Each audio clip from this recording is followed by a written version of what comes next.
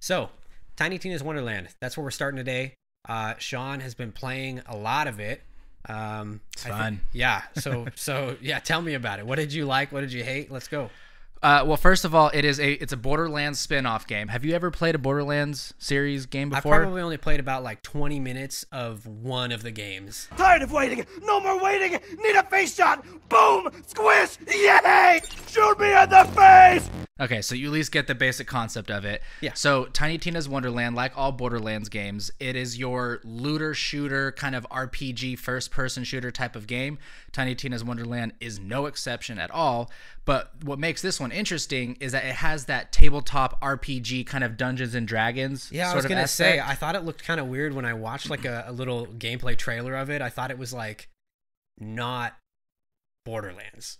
Like, I don't know. Does it play the same? It is and it isn't, because it doesn't impact the main story of Borderlands at all. Okay. But it has a lot of the same characters, and there's some kind of surprise returning characters that you might not have expected that are in the game. But yeah, it is Borderlands-esque. We'll put it that way. What Tiny Tina's Wonderland is, it is an extension of the DLC Tiny Tina's Assault on Dragon Keep, which was a DLC from Borderlands 2, which is arguably the best Borderlands DLC that has been ever made. It is so much fun. They have good bad guys in it, and the whimsical storytelling of the character Tiny Tina as she kind of creates this world. It's really creative for a developer to do this. Is it a better story than like the actual games? Well, not necessarily in my opinion, but I'll get to that. But first and foremost, some of the kind of the key little things that people look for in a game, it's very, very pretty. I will say that. So in previous Borderlands games, you're constantly kind of wandering through barren wastelands or like frozen wastelands or something like that. Yeah. But this game, because it takes place in this fantasy world, there's a wide, diverse range of different map styles. So you have forests and swamps, and there's deserts and coastal beaches. And the developers did a really good job of making the game pretty. A couple of landscape things I really took note of. I don't want to get too much into spoilers. Yeah, don't. But there are a lot of familiar fantasy type kind of fairy tale little side quests, and kind of even some of them integrated into the main quests that are present in this game too. So like one of them, you go to a map where it is a giant beanstalk that grows up, and it is grand, it is massive, it is really, really cool when you look at it. And then there's another one where you have to like go up this wall, and there's a giant skeleton elevator where like the spine and the ribs go up, and then the jaw of the skull is the elevator that you ride, and it is massive and it is grand, and it's not just background. It's all places that you can go to in the game. That's cool. And I think that is really, really cool, really kind of different from what previous Borderlands games have done. When I started playing this game, I was really worried I wasn't going to have anything bad to say about it. But there's a couple of things. The game just launched, so this might not be too fair because a lot of this will be fixed, but there are some performance issues. One of the things I've noticed is that there was a good amount of kind of like lag spikes and freezing that are in the game.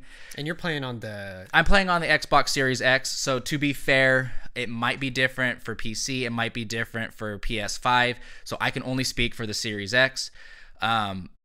Also, it's fair to note that I don't have the best internet in the world, so that could contribute to it too. But Gearbox has even come out and said that they've been having servers shut down. There have been some issues, so that could be part of it. But more than that, there is a little bit of bugs in the game. So like, for example, if you're running low on ammo, you get prompted with some text that says reload. That tends to kind of stick on the screen sometimes. If you're transferring from like one map area to another, the dialogue from the last map will be repeated. Not the audio, but just the text. So you said transferring from one map to another. Is it an open world, or is it like a hub, or? So it's a Borderlands game, so there are different maps that you travel to. You do have a main hub that you go to. It is the city called Brighthoof. It's really, really grand and almost Disneyland-esque. Sounds very like mythical. It is. Yeah. And for other Borderlands fans out there, Butt Stallion makes a return as the queen of the kingdom. I know you don't know who Butt Stallion is. It is a diamond horse. It's really cool. It's straight out of the imagination of Tiny Tina, who's a teenage girl. It's super fun. So your main hub is Bright Hoof. It's a city. That's where you're going to be spending a lot of your time, kind of organizing your gear and stuff like that. But no, it's not necessarily open world. There's an overworld aspect of it, which is kind of like your tabletop. That's what I thought when I watched one of those videos. So it's very different. Where in previous Borderlands games, you would travel from one map to another. There'd be like different zones where you can enter to different maps from one particular map. But in this one, you go through an entire map, and then when you leave it, you go into the overworld. And it is like that kind of cutesy tabletop like RPG kind of look. Just like a board game. But the overworld itself is not just a place where you travel. There's their own quests. It's kind of its own. There's secrets. There's collectibles. There's loot. It's actually a really fun and really charming addition to the game that I'll be honest, I was skeptical about. I get that. Yeah, but it's actually it's a really nice addition to the game. So yeah, basically as far as the bugs goes, performance wise, it's things that kind of get left on the screen. It's mostly text. So the good news is that a lot of this can just be. It's all going to be patched. It'll be patched probably very quickly. Oh, 100%. It might even be being patched right now. Yeah, I the other criticism that I have is, and I think a lot of people in the community have this, is the UI. There are some issues with it. So like, for example, when the gear organizational system, there's quite a learning curve to it. There's different types of armor pieces. So like you have like rings or amulets, kind of like necklaces that you wear. Yeah. And they serve similar purposes to a lot of gear selections in other Borderlands games, but they don't make it super obvious when you're in the gear organization screen. So it's kind of hard at first to kind of know what gear pieces you have and how you'd organize it.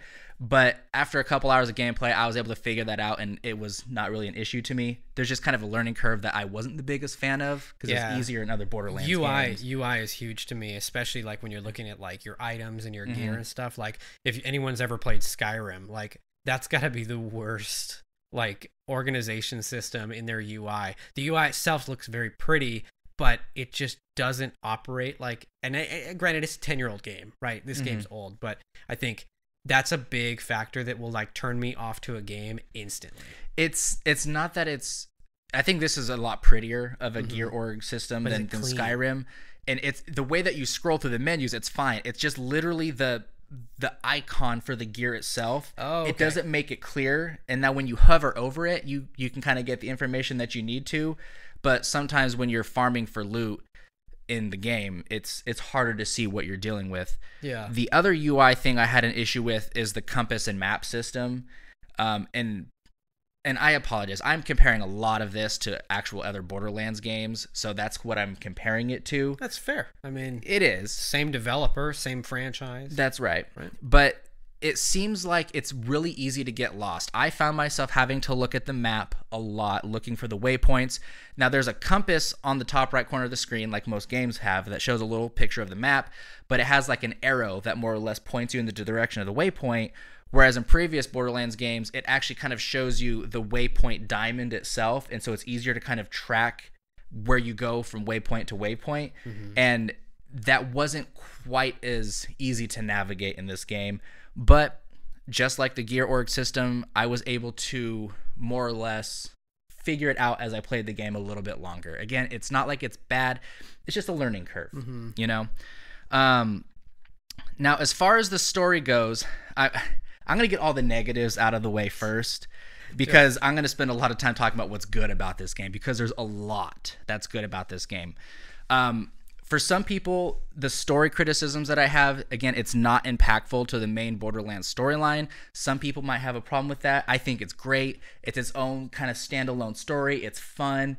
Another thing about the story that I found to be particularly lacking was that the game was a lot about the journey as far as the story goes. So like, you have the bad guy, which I'll get to in a minute. That's really, really good. The bad guy is the best part about the game. But the whole game is basically how you get to the bad guy, to the final boss, to fight him. And then it's traveling throughout the world, and each area you go to get closer to progress to that final fight is kind of its own little standalone irrelevant story. It feels like it's filler content, but all of that is really, really minor in comparison to everything else. So as far as the story goes, like I said, the bad guy, who is the Dragon Lord, played by the actor Will Arnett, who I think is really, really funny. Do you know who he is? I do, yeah. Yeah, he is absolutely hilarious, and he does a phenomenal job as the Dragon Lord. And one of the things that I noticed is that the whole game is narrated by Tiny Tina, because she's the game master of this tabletop RPG, and he talks to you as the character in the game as if he's separate from her. And you catch on to that really early in the game. And again, I'm not going to get into any spoilers, but the conclusion of the Dragon Lord, it is obvious from the beginning. He is separate kind of from Tiny Tina. He is his own somewhat entity, and he's working against you and working against Tina, and it is done in a really, really clever way.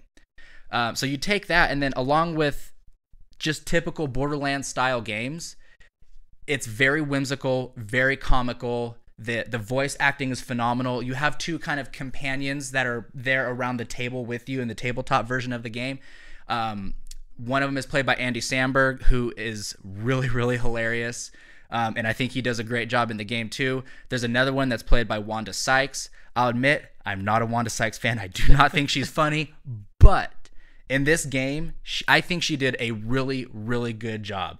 Her character is very likable, and the contrast between her and Andy Samberg, it's tops. One other thing I wanted to mention about the story, again, I don't want to get into too many spoilers, but at the end of the game, there is a very, very tender moment between Tiny Tina and a previous very beloved Borderlands character, and it kind of speaks a little bit more to why Tiny Tina is the way she is. If I can summarize this whole story in one thing, is that this whole game, this story, is a referendum on Tiny Tina's own character, her own weaknesses and flaws, and how she kind of lives that out through a game.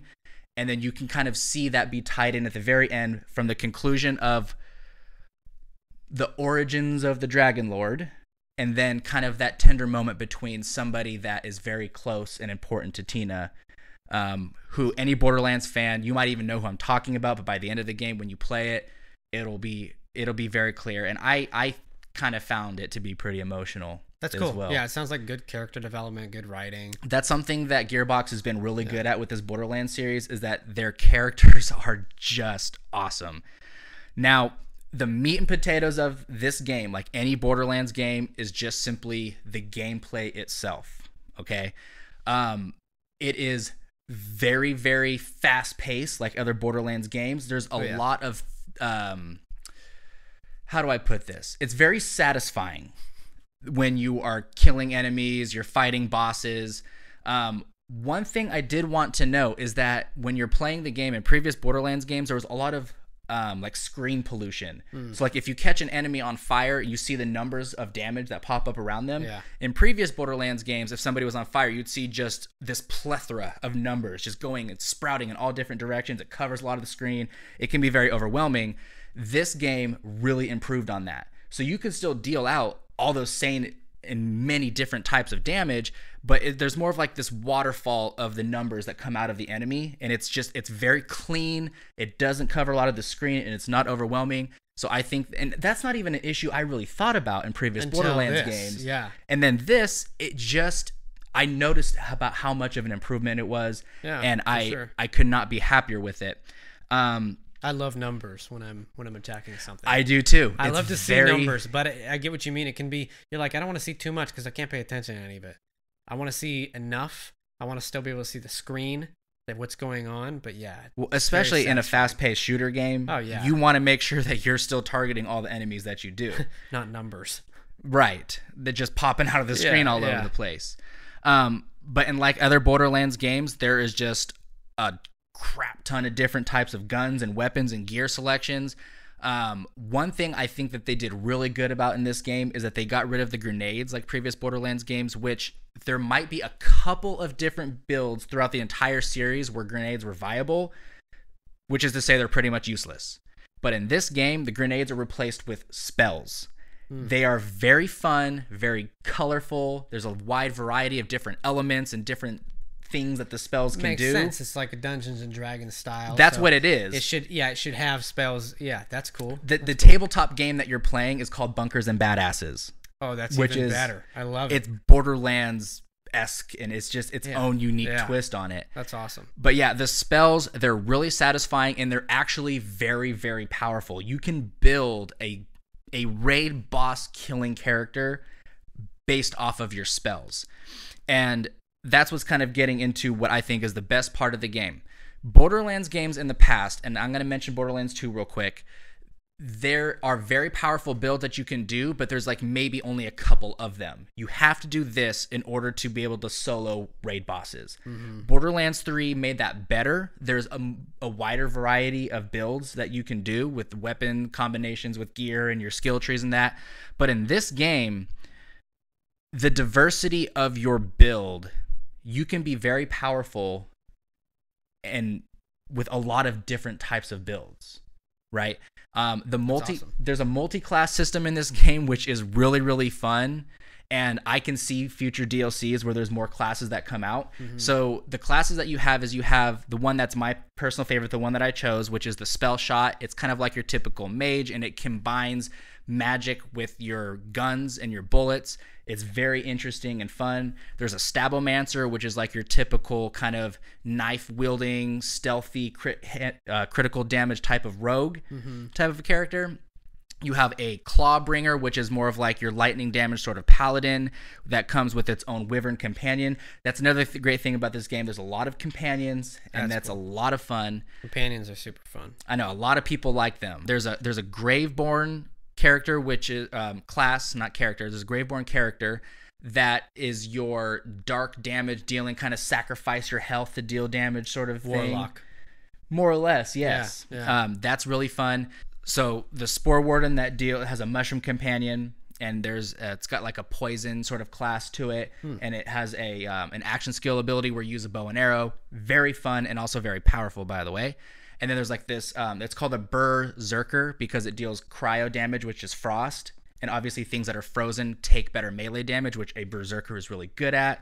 So the classes are very diverse, very fun. And then when you beat the game, you can do a second class. So you can basically be two classes at once. The second one you can change and respec anytime throughout the game, which is awesome. However, you are married to the class that you choose at the very beginning, which isn't a big deal.